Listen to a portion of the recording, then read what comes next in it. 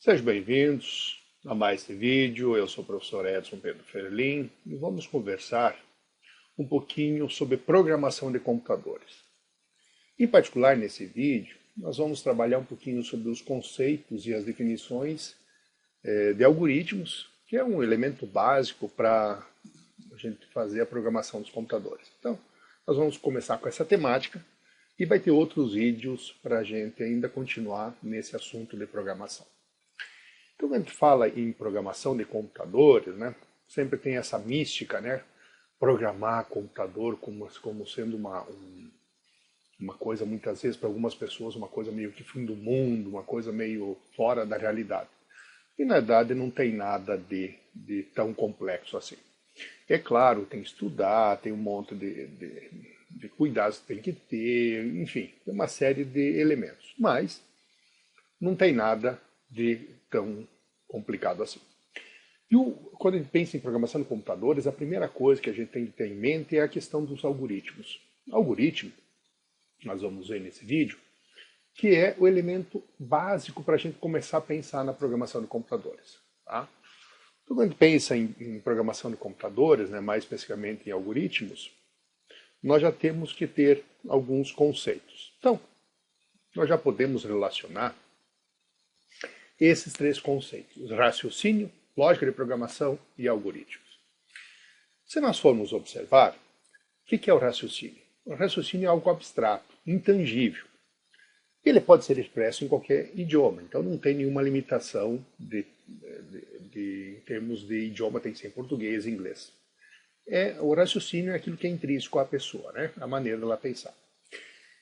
Quando ele pensa em lógica de programação, ela pode ser representada por diversas linguagens de programação. Só que essas linguagens, né, elas são atreladas a alguns aspectos computacionais, né? E com isso, nós perdemos parte vamos dizer assim, do conceito mais abstrato do raciocínio quando a gente pensa na lógica de programação.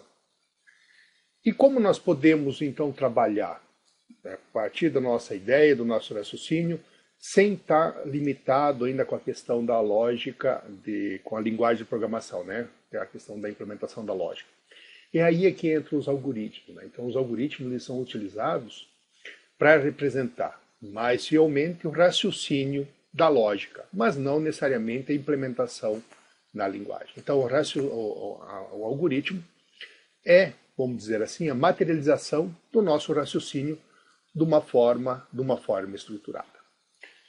Então, quando a gente pensa em algoritmo, né, então nós podemos dizer que o algoritmo pode ser definido como uma sequência de passos que visam a execução de uma tarefa. Aqui nós já estamos pensando em uma tarefa de uma maneira abstrata, não necessariamente somente uma tarefa do ponto de vista computacional. Então, uma tarefa do ponto de vista mais genérico. Quando se pensa, então, nesse sentido, nós podemos dizer que os algoritmos eles são comuns no nosso cotidiano. Nós vamos perceber que os algoritmos são mais frequentes do que a gente possa imaginar. A gente sempre pensa que está ligado à programação de computador, mas não necessariamente, né? Ele deve, né, especificar ações claras e precisas, que a partir de um estado inicial, após um período de tempo, produz um estado final, previsível e bem definido.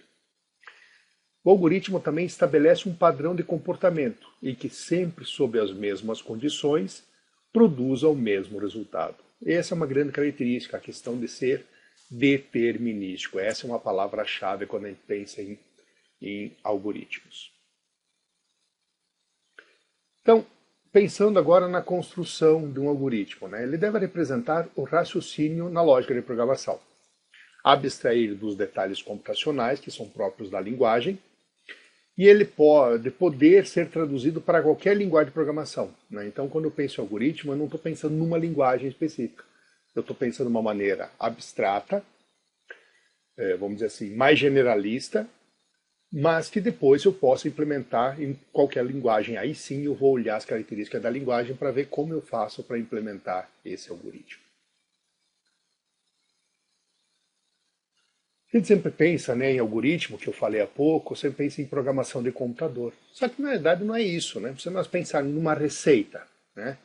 por exemplo, aqui tem um modo de preparo no determinado alimento. O que é essa receita? O que é essa sequência de passos? É um algoritmo. Então, o algoritmo, ele está presente não só na programação do computador, é tudo aquilo que a gente expressa por meio de uma sequência de passos que tem por objetivo a execução de uma determinada tarefa. Então, por exemplo, uma receita, uma bula, instruções das mais variadas, manuais de informações, tudo isso expressam algoritmos. Né? Então a gente sempre pensa que algoritmo está só ligado à programação. Não. O algoritmo é uma maneira geral de eu expressar uma determinada lógica.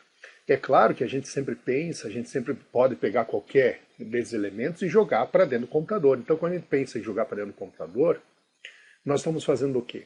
Nós estamos materializando esse algoritmo, essa sequência de passos, de maneira que o computador possa executar para nós. Né? Então, eu posso muito bem fazer uma receita, por exemplo, de preparar um alimento, preparar o que seja um produto, e passar isso para o computador, né? E ter um robô que vai fazer essa receita.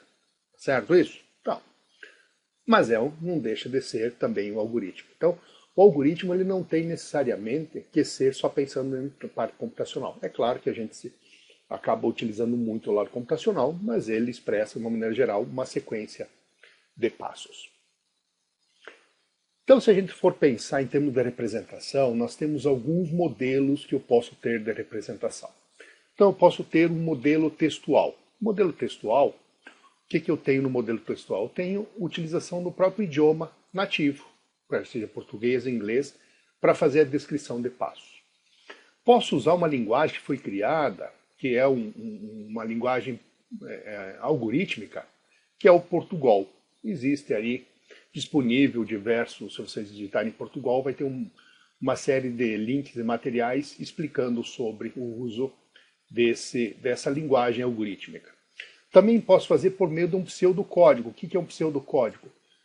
É vamos dizer assim, uma sequência estruturada, não é ligada propriamente a uma linguagem de programação, mas ela já está, de certa forma, com uma determinada codificação.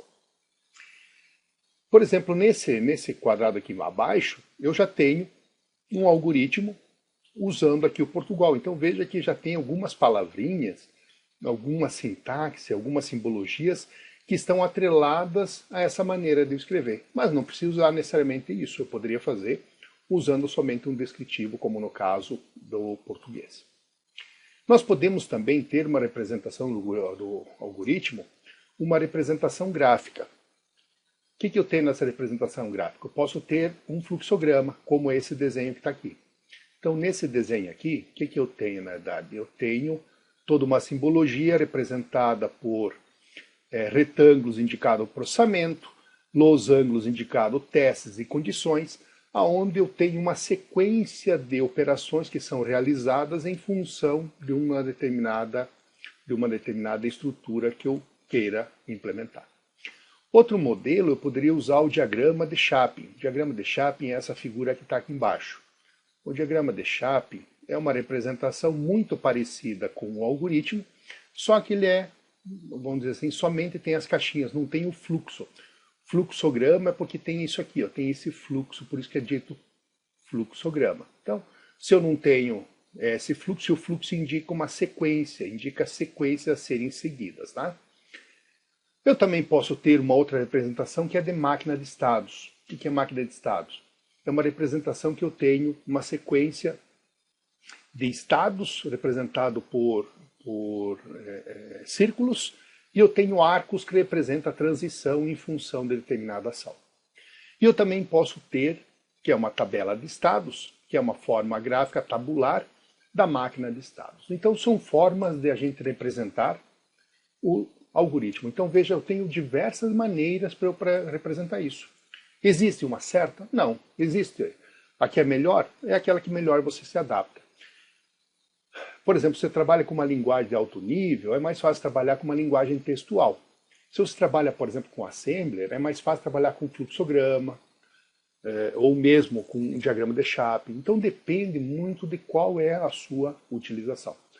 Mas todas essas representações, elas podem ser perfeitamente utilizadas, depende muito de qual é o objetivo ou a forma que melhor a gente utiliza para representar. Espero que tenham gostado. Inscreva-se no meu canal, ajude ali, dê um like para a gente continuar postando outros materiais. Também tenho o blog que eu posto alguns materiais na forma de texto para vocês acompanharem algumas discussões. Então se inscreva no canal, entre no blog, acompanhe as matérias. Um abraço a todos.